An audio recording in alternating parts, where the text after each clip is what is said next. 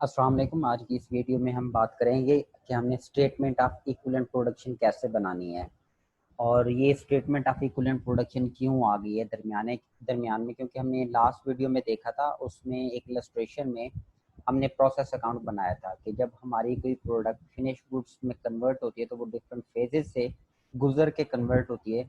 तो जितने फेजेस या प्रोसेस से गुजर के फिनिश गुड में आती है, हमने उन सब के प्रोसेस अकाउंट बनाए थे। उनमें हमने नॉर्मल लॉस, एबनॉर्मल गेन और जो फिनिश गुड्स होती थी उनकी वैल्यू कैलकुलेट करने का तरीका भी देखा था। लेकिन उसमें इक्विवेलेंट प्रोडक्शन की कोई बात नहीं की गई थी, क्योंकि हमने जो इलस्ट्रेशन की थी उसमें कहीं पे वर्क इन प्रोसेस ओपनिंग या वर्क इन प्रोसेस क्लोजिंग का कोई जिक्र नहीं था। वो एक सिंपल क्वेश्चन था, ये इलस्ट्रेशन थी जिसको हमने एक प्रोसेस अकाउंट बना दिया था।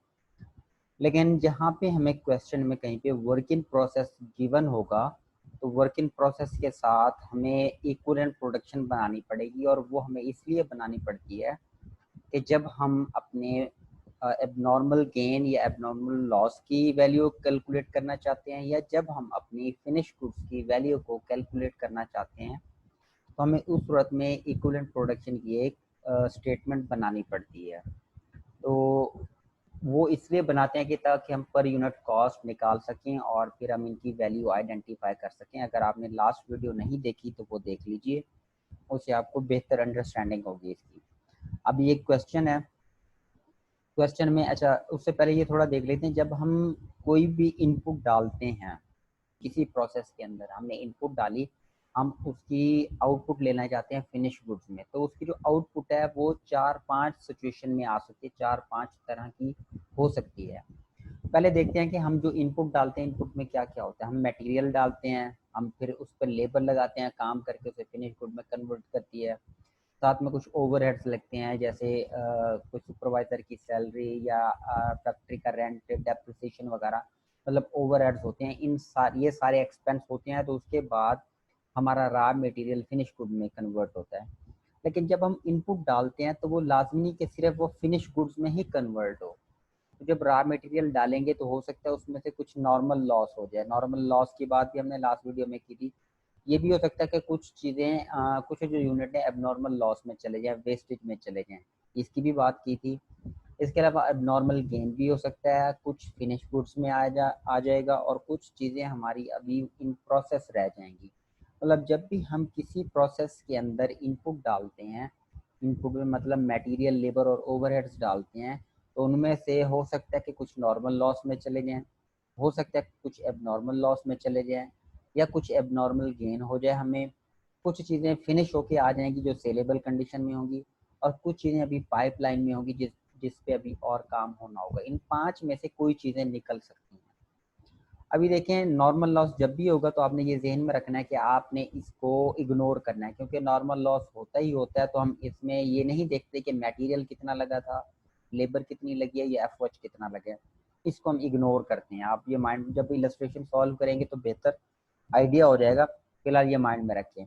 अच्छा, जो एबनॉर्मल लॉस होगा तो उसकी परसेंटेज ऑफ, ये लिखा है डिग्री ऑफ कंप्लीशन, परसेंटेज दी होगी कि जो चीज़ें हमारी ज़ाया हो गई हैं उनमें डेफिनेटली कुछ मटेरियल लगा होगा। तो बताएगा कि मटेरियल कितना लगा है, क्या जितना मटेरियल लगना था उतना ही लग गया या उससे कम लगा है। इसी तरह उस पर लेबर लगनी थी। अब लेबर देखिए जितनी लगनी थी, आज एक चीज़ बना रहे हैं, दरमियान में ख़राब हो गई, तो इसका मतलब है उस पर पूरी की पूरी लेबर तो नहीं लगी होगी। दरमियान में कहीं पे ख़राब हुई तो इसका मतलब है आगे वाली जो लेबर ने काम करना था वो नहीं करेगी। तो इसी तरह जो ओवरहेड्स होते हैं, अगर प्रोडक्ट दरमियान में ख़राब हो गई तो हम उस पर बाकी ओवरहेड्स तो नहीं ना करेंगे। तो इस तरह हमें इसकी जो डिग्री ऑफ कंप्लीशन है वो दी जाएगी कि अब नॉर्मल लॉस की कितनी डिग्री ऑफ कंप्लीशन, कितने परसेंट उसमें मटेरियल लग चुका है, कितने परसेंट लेबर या कितने परसेंट ओवरहेड लग चुके हैं। ये हमें क्वेश्चन में गिवन होगा, इसलिए मैंने यहाँ पे लिख दिया कि ये गिवन होगा। एबनॉर्मल गेन जब होता है, एबनॉर्मल गेन का मतलब है हमारे वो यूनिट, अच्छे यूनिट होते हैं जिनको हम फिनिश गुड में कन्वर्ट करते होते हैं। तो उनमें पता है तभी चीज़ें फिनिश गुड में जाएंगी जब उन पे 100% मटेरियल लग चुका हो, 100% लेबर लग चुकी हो, 100% ओवरहेड्स लग चुके हों, तो फिर हमारे वो एबनॉर्मल गेन वाले होंगे। तो ये क्वेश्चन में नहीं गिवन होगी परसेंटेज, ये हमें खुद से अज्यूम करनी है। एबनॉर्मल गेन में जो भी यूनिट होंगे तो उनमें ये तीनों चीज़ें पूरी पूरी लग चुकी होंगी जितनी लगनी चाहिए थी। इसके बाद जो फिनिश गुड्स है, फिनिश गुड्स में भी डेफिनेटली ये तीनों चीज़ें पूरी लग चुकी होंगी, तभी तो वो फिनिश गुड में कन्वर्ट होगी, अदरवाइज तो वो वर्क इन प्रोसेस में होती। मतलब अगर अभी उसमें लेबर और लगनी होती या मटेरियल अभी और लगना होता तो वो फिनिश ना होती, वो वर्क इन प्रोसेस होता। तो इसका मतलब है जो फिनिश गुड्स में होंगी तो उनमें भी तीनों चीज़ें लग चुकी होंगी, हमारा मटेरियल लग चुका होगा, लेबर और ओवरहेड्स लग चुके होंगे। ये भी गिवन नहीं होगा हमें परसेंटेज डिग्री ऑफ कंप्लीशन, ये हमें खुद से अज्यूम करना होगा। और जो वर्क इन प्रोसेस है उसकी परसेंटेज हमें गिवन होगी कि वर्क इन प्रोसेस में जो चीज़ें हैं उन पे मटेरियल क्या 100% लग चुका है या अभी और लगना है, लेबर कितनी परसेंट लग चुकी है, ओवरहेड कितने परसेंट लग चुके हैं, तो ये हमें गिवन होगा।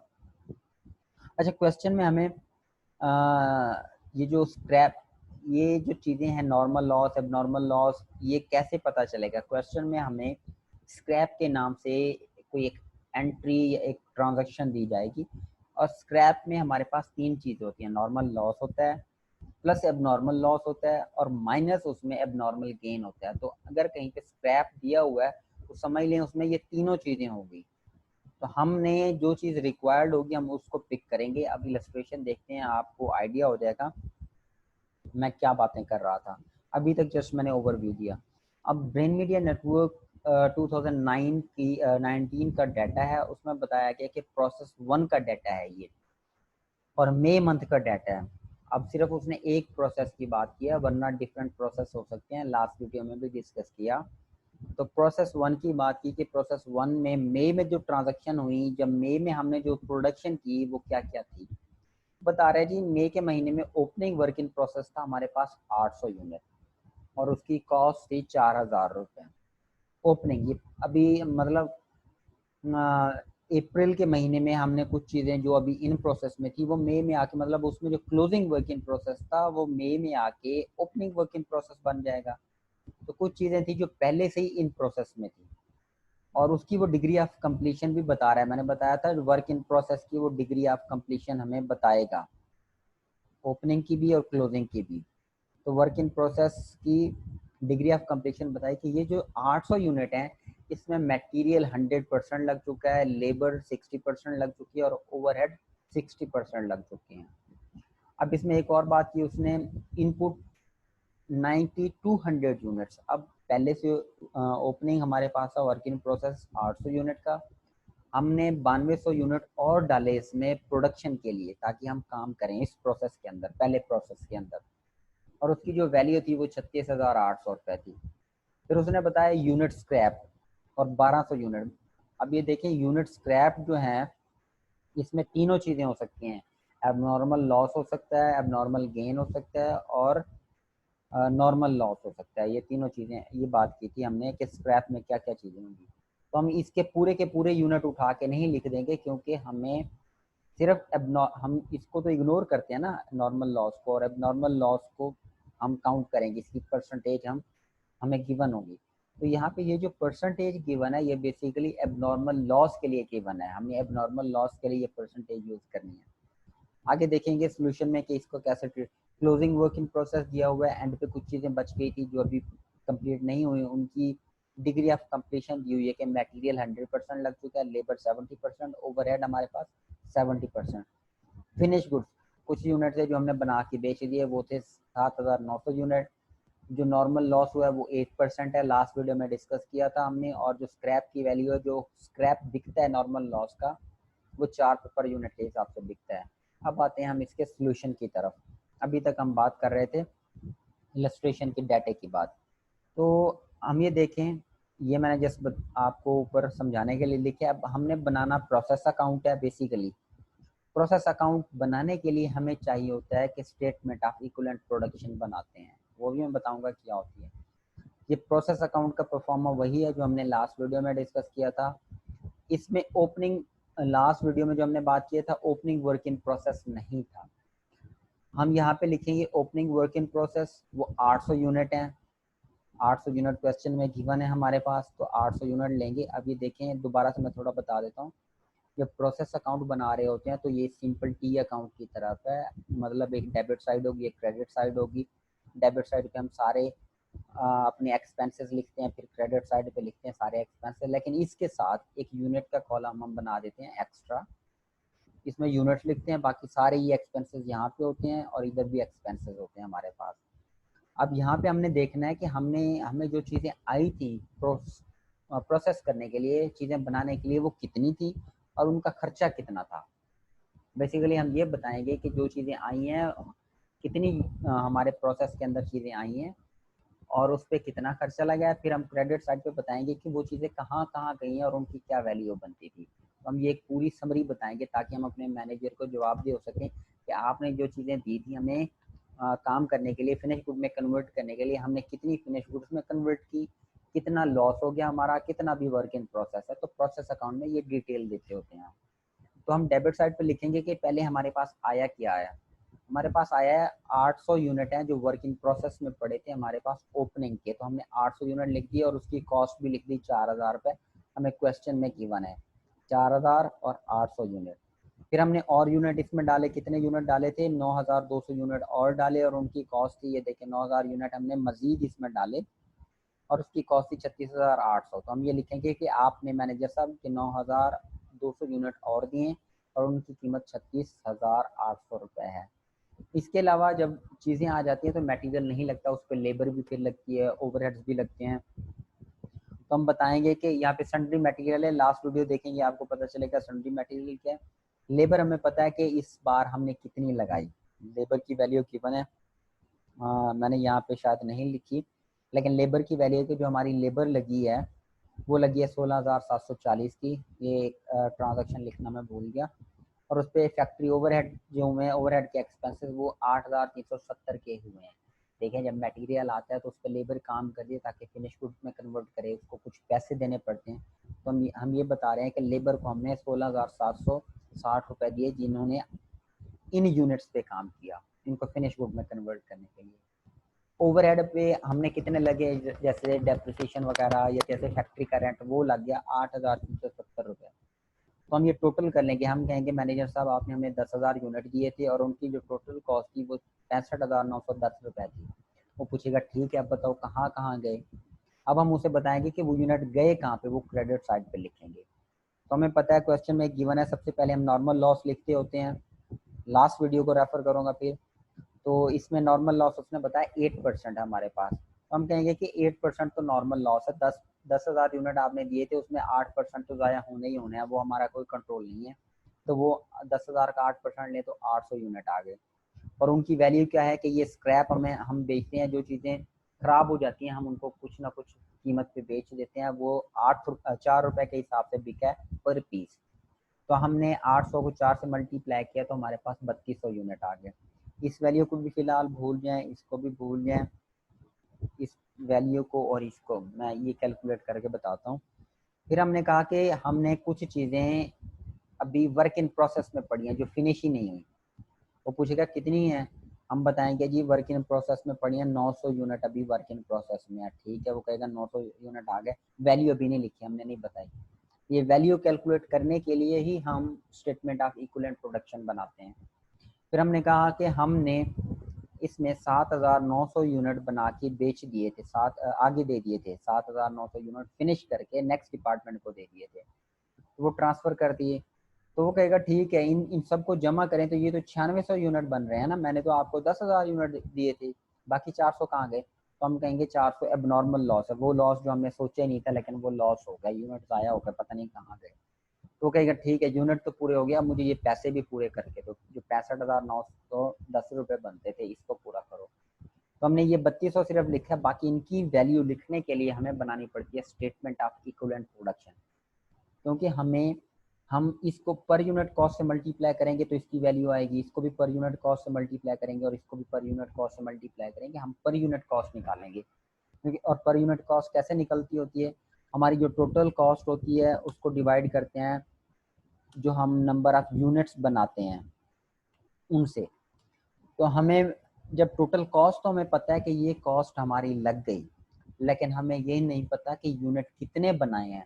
क्योंकि हमें ये पता है कि 7,900 ट्रांसफ़र किए हैं, लेकिन 900 यूनिट ऐसे हैं जो वर्क इन प्रोसेस में है। तो इन 900 को जो वर्क इन प्रोसेस में होते हैं उनको हम इक्विवेलेंट प्रोडक्शन में कन्वर्ट करते होते हैं। ये इसकी मिसाल ऐसे लें कि अगर आप सपोज बुक राइटर हैं, आप बुक लिख रहे हैं, बुक 1 और बुक 2 लिख रहे हैं आप, और आपने दोनों पे एक साथ काम स्टार्ट किया हुआ है। आपने 50% बुक 1 का काम कर लिया और 50% ही आपने बुक 2 का काम कर लिया है। तो कोई आपसे पूछे कि आपने कितना काम किया, आपने कितनी बुक्स लिखी है, तो आप कह सकते हैं कि आप एक बुक लिख चुके हैं। कैसे किया आपने कहा कि अगर आप एक ही बुक लिखते, सोचो आप, तो आप ये एक बुक तो कंप्लीट कर चुके होते, लेकिन आपने क्योंकि 2 पे काम किया, 50% वो कंप्लीट है, 50% वो कंप्लीट है, तो इसका मतलब है एक बुक आपकी लिखी गई। तो इक्विवेलेंट प्रोडक्शन यही है कि आप इक्विवेलेंट टू 1 बुक आप लिख चुके हैं। इसी तरह अगर आप तीसरी बुक लिख रहे होते साथ में, आप वो 40% उसका काम किया होता, तो आप कहते हैं आप तकरीबन 1.5 बुक लिख चुके हैं। ये 50% उसका भी काम किया था, तो आप कहते हैं तकरीबन 1.5 बुक लिख चुके हैं। तो इक्विवेलेंट प्रोडक्शन ये होती है। इसको हम फर्दर आगे देखेंगे कि कैसे कैलकुलेट करना है। अब देखें, स्टेटमेंट ऑफ इक्विवेलेंट प्रोडक्शन बनाने के लिए हम इस तरह कॉलम बनाएंगे। पार्टिकुलर्स का एक कॉलम हो जाएगा, फिर यूनिट्स का कॉलम हो जाएगा, फिर हम बताएंगे कि मटेरियल क्योंकि हमारा लगता है, लेबर लगती है और एफ वॉच लगती है, ये 3 चीज़ें होती हैं, तो इन 3 चीज़ों के कॉलम बना लेंगे। फिर इनके आगे सब कैटेगरीज हैं, दो कॉलम है। मटेरियल हम पहले बताएंगे कितने परसेंट मटेरियल लगा, एक यूनिट, लेबर की परसेंटेज यूनिट, ओवरहेड की परसेंटेज और उसकी यूनिट। हमने स्टार्ट कहाँ से करना है, हमें क्रेडिट साइड से स्टार्ट करना है, जहाँ जहाँ पे हमारे यूनिट थे वहां से स्टार्ट करना है। अच्छा, एक चीज़ और आपने मद्देनजर रखनी है कि जब हम इक्विवेलेंट प्रोडक्शन बना रहे होते हैं, तो इक्विवेलेंट प्रोडक्शन में हमें 2 मेथड दिए जा सकते हैं।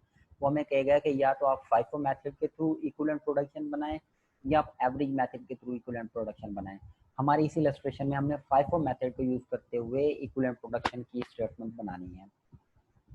हम स्टार्ट करेंगे क्रेडिट साइड से, अपने प्रोसेस अकाउंट की क्रेडिट साइड से।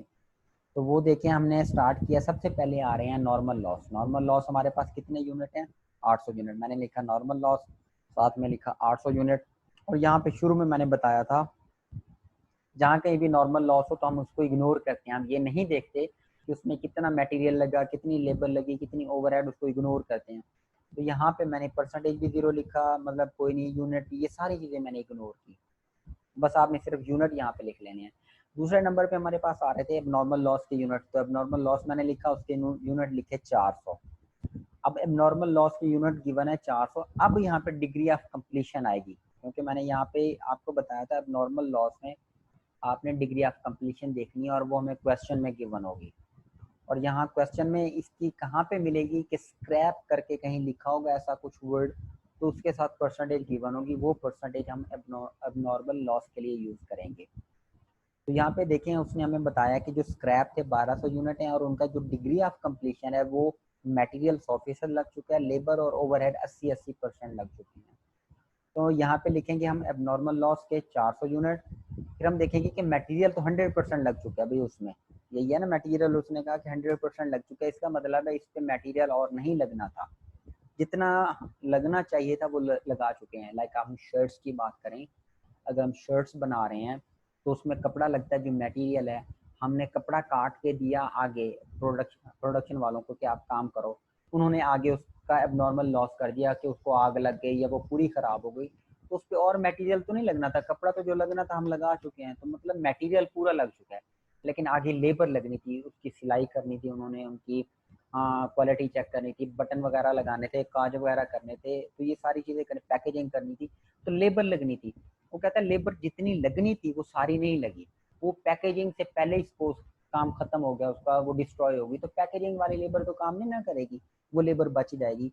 तो यहाँ पे बताया कि अच्छा, फिर इक्विवेलेंट यूनिट कैसे निकालने हैं, ये देखिए यहाँ पे बात की कि 400 यूनिट नॉर्मल अब नॉर्मल लॉस में चले गए और लेबर उस पर 100% लग चुकी है। तो आप ये लॉस को परसेंटेज, मतलब यूनिट्स को परसेंटेज से मल्टीप्लाई करें तो ये यूनिट आ जाएंगे। तो मतलब 400 यूनिट जितना मटेरियल हम लगा चुके हैं, जो यूनिट ज़ाया हुए हैं उनमें 400 यूनिट जितनी हमारा मटेरियल लग चुका है। देखेंगे उनमें लेबर कितने यूनिट जितनी लग चुकी है, ये इक्विवेलेंट प्रोडक्शन है, वही बात है कि 80% लग चुकी है, 400 यूनिट पे 80% लग चुकी है। तो अगर हम ये देखें कि तकरीबन कितने यूनिट बन चुके होंगे, कितने यूनिट जितनी लेबर इस पे लग चुकी है, तो हम सिंपल कैसे करते थे, इसको मल्टीप्लाई कर देते हैं आपस में।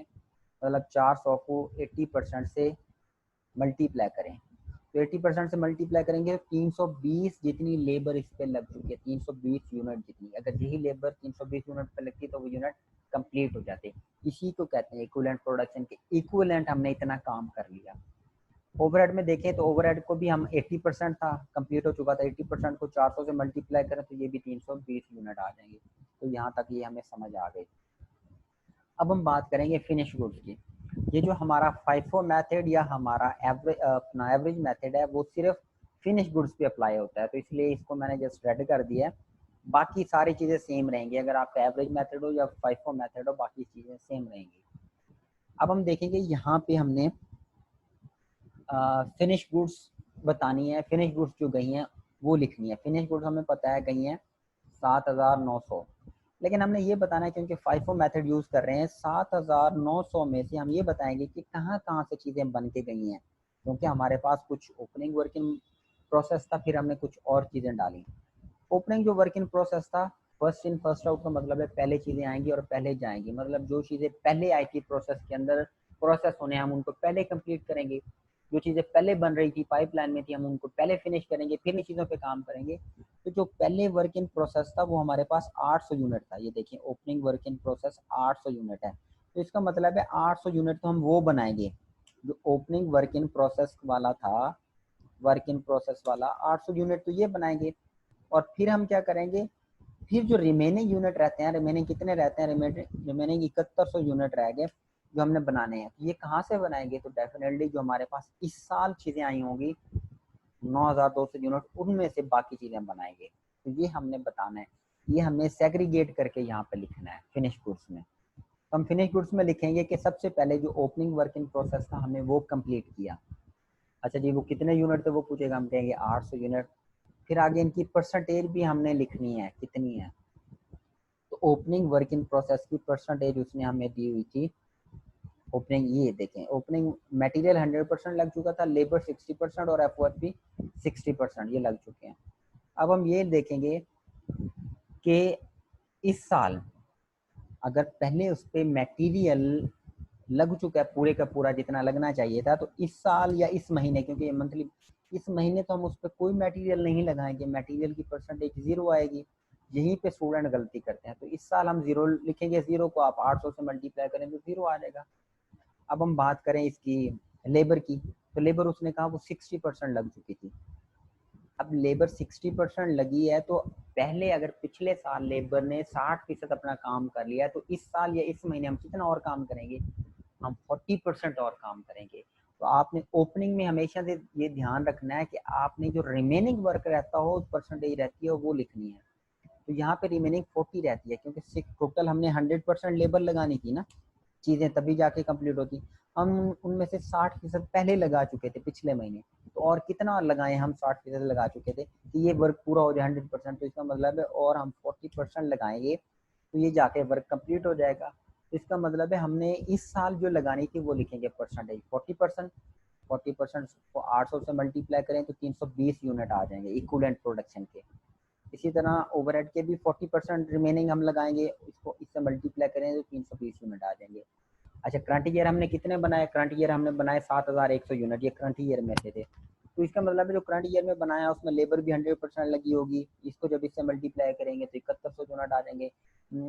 मटीरियल सॉरी, लेबर भी 100% है, वो भी 7100 आ गया, और ओवरहेड वो भी 7100 100% है तो 7100 यूनिट वो भी आ गया।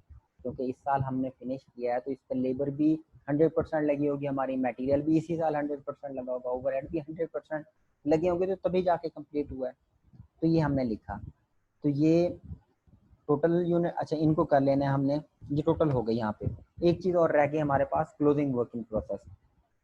क्लोजिंग वर्किंग प्रोसेस हमने देखा 900 यूनिट है, तो 900 यूनिट हमने यहाँ पे लिखे। इनका डिग्री ऑफ कंप्लीशन भी हमें गिवन होगा। यहाँ पे देखिए मैंने बात की थी कि जो वर्किंग प्रोसेस होगा उसकी भी जो डिग्री ऑफ कंप्लीशन है वो आपको लेनी पड़ेगी। तो जो क्लोजिंग वर्किंग प्रोसेस है उसकी डिग्री ऑफ कंप्लीशन दी हुई है कि मटेरियल 100% लग चुका है, लेबर 70% और ओवरहेड 70% लग चुके हैं। तो हम अब बात करेंगे 900 यूनिट में थे, इसकी मटेरियल 100% लग चुका है, तो 100% इसको 100% से मल्टीप्लाई करें तो 900 यूनिट आ जाएंगे। लेबर 70% लगी है तो 70 को 900 से मल्टीप्लाई करें तो 630, और ओवरहेड के भी 630 आ जाएंगे। अब यहाँ पे हम क्या करेंगे, इनको सम कर लेंगे, इनको जमा करें तो ये 10,000 उतने यूनिट बनते हैं जो हमें मिले थे। ये देखें 10,000 यूनिट, तो ये 10,000 यूनिट आ गए। इसी तरह मटेरियल के भी यूनिट लगा लें कि तकरीबन हम इतने का मटेरियल यूज़ कर चुके हैं, लेबर के भी यूनिट काउंट कर लें टोटल, और ओवरहेड के भी काउंट कर लें, टोटल यूनिट आ गए। अब टोटल यूनिट आ गया, अब हम टोटल कॉस्ट लेंगे क्योंकि हम पर यूनिट कॉस्ट निकालना चाह रहे हैं। तो वो कैसे निकालते थे, टोटल कॉस्ट को डिवाइड करते थे यूनिट्स के साथ। हमने टोटल यूनिट्स तो निकाल लिए, ये टोटल यूनिट्स आ गए, लेकिन हमारे पास अभी कॉस्ट नहीं है। तो अब हम नेक्स्ट बात करेंगे कॉस्ट की। नीचे हम लिखेंगे कॉस्ट इनकर्ड, मतलब हम क्रेडिट साइड लिख चुके हैं ऊपर, अब डेबिट साइड की बारी आ गई क्योंकि हमारे जितने भी खर्चे थे वो डेबिट साइड पे हैं और वैसे एक्सपेंसेस होते भी डेबिट साइड पे हैं। तो हम वो सारे एक्सपेंसेस लिखेंगे। सबसे पहले लिखेंगे कि इस साल हमें कितनी कॉस्ट इनकर हुई। हमने इस साल 9,200 यूनिट डाले थे और उसकी 36,800 कॉस्ट थी, वो हमने लिख लिया, ये आ गया। उसमें से हम माइनस करते हैं रिकवरी फ्रॉम स्क्रैप।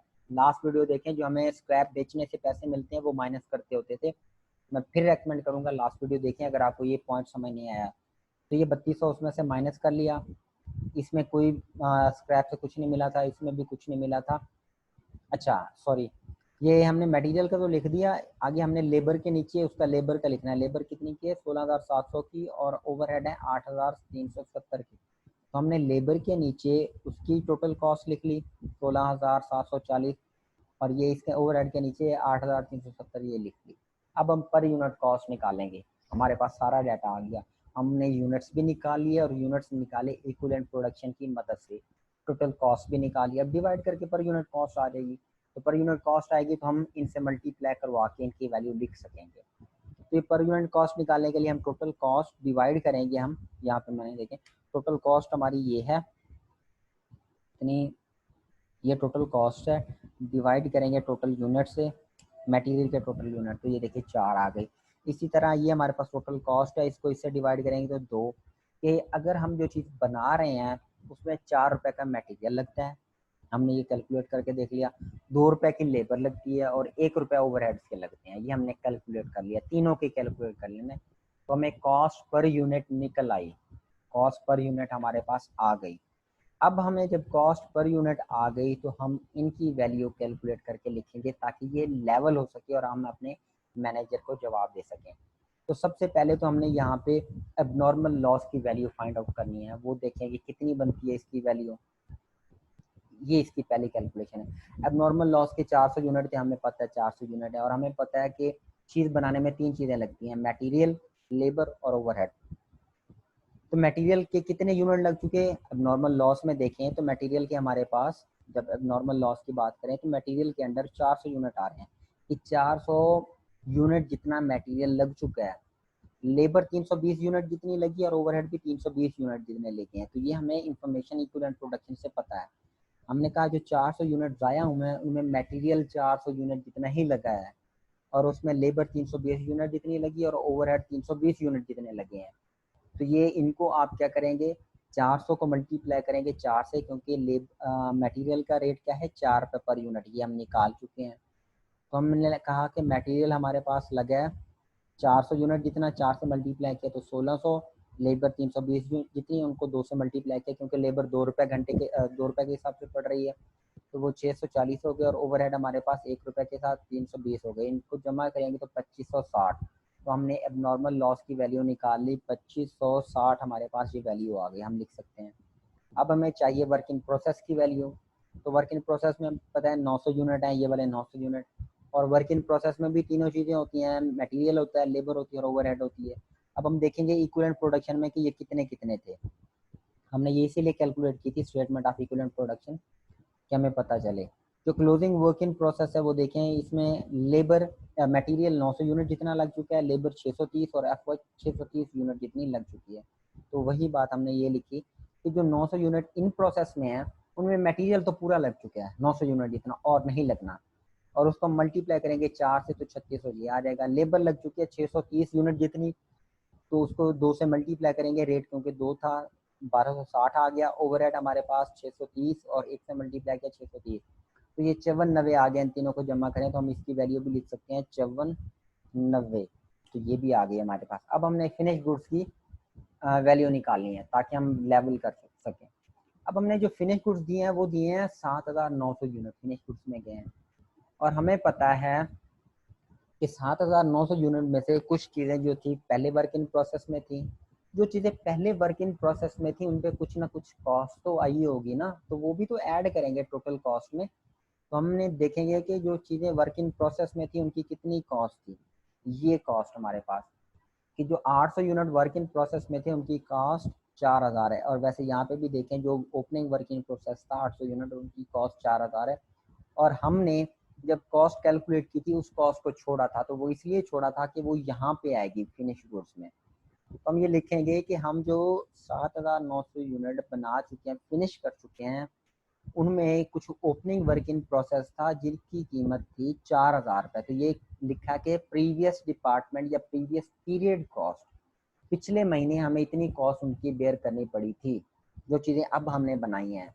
तो वो लिखेंगे ना कि उनकी कॉस्ट जो पहले जितनी भी कॉस्ट लगती है तो हम वो सारे लिखते हैं ना उसमें CGS में। तो हम कहेंगे हमने जो चीज़ें फिनिश की हैं उनमें 4,000 तो हम पिछले महीने लगा चुके थे।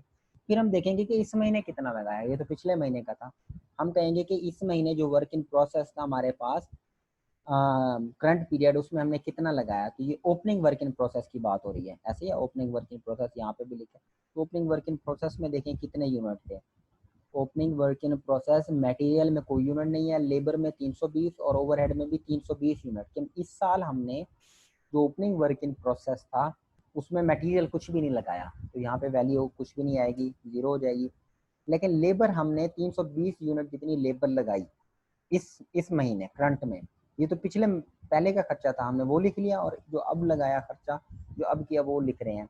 320 को 2 से मल्टीप्लाई किया 640, ओवरहेड हमारे पास 320 जितने 1 से मल्टीप्लाई किया 320। तो ये हमारे पास वर्क इन प्रोसेस की वैल्यू आ गई जो फिनिश गुड में कन्वर्ट हो चुके हैं। जो work in process 800 unit opening थे जो फिनिश हो चुके हैं, ये उसकी कॉस्ट हमने निकाली। आप देखेंगे कुछ इस साल भी तो हमने बनाया है, इस साल का मटेरियल डाल के। तो इस साल का जो मटेरियल डाल के बनाया वो 7100 यूनिट थे। तो उसका आप इसमें देखें जो करंट पीरियड था उसमें मटेरियल के भी 7100 यूनिट हैं, लेबर के भी 7100 यूनिट हैं, ओवरहेड के भी 7100 यूनिट हैं। ये करंट पीरियड की बात हो रही है। तो हम ये लिख सकते हैं कि इसमें करंट ईयर हमने जो 7100 यूनिट बनाया उसमें हमें इसी साल 7100 यूनिट का मटेरियल लगाना पड़ा। ये इसी महीने लेबर भी 7100 यूनिट की लगानी पड़ी, ओवरहेड भी 7100 यूनिट के लगाने पड़े। तो इसको 4 से मल्टीप्लाई किया, ये वैल्यू आ गई। 2 से मल्टीप्लाई किया और 1 से मल्टीप्लाई किया, ये टोटल बनते हैं 54,660। तो हमें इसकी वैल्यू भी मिल गई 54,660 वैल्यू। तो ये हमने अब उसको हिसाब दे दिया अपने मैनेजर को कि आपने हमें 10,000 यूनिट दिए थी और ये खर्चा हुआ था उनपे। हमने कहाँ कहाँ किए। 800 यूनिट नॉर्मल लॉस हो गया जो हम कंट्रोल नहीं कर सकते, वो होता ही होता है, इनहेरेंट होता है।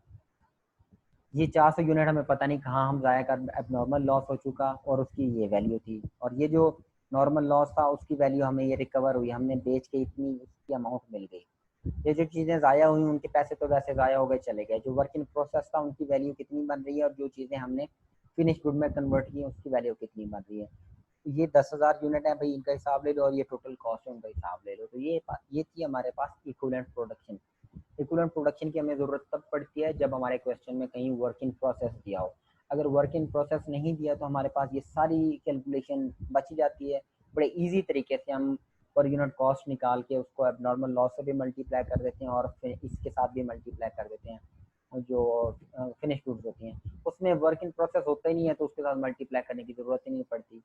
तो मेरे ख्याल में ये कवर हो गया। नेक्स्ट टॉपिक में हम CPR बनाएंगे, प्रोसेस कॉस्टिंग के अंदर ही कॉस्ट ऑफ प्रोडक्शन रिपोर्ट बनाते हैं। ये अभी तक हमने जो 2 वीडियोस बनाई थी और तीसरी एक जर्नल की वीडियो थी, जर्नल एंट्रीज की रिकॉर्डिंग की, ये हमने बेस सारी बनाई अच्छे तरीके से। अब अगली वीडियो में हम CPR बनाएंगे। आज के लिए इतना। अगर कोई क्वेश्चन हो तो आप पूछ सकते हैं, feel free to ask. Thank you very much. अल्लाह हाफिज़।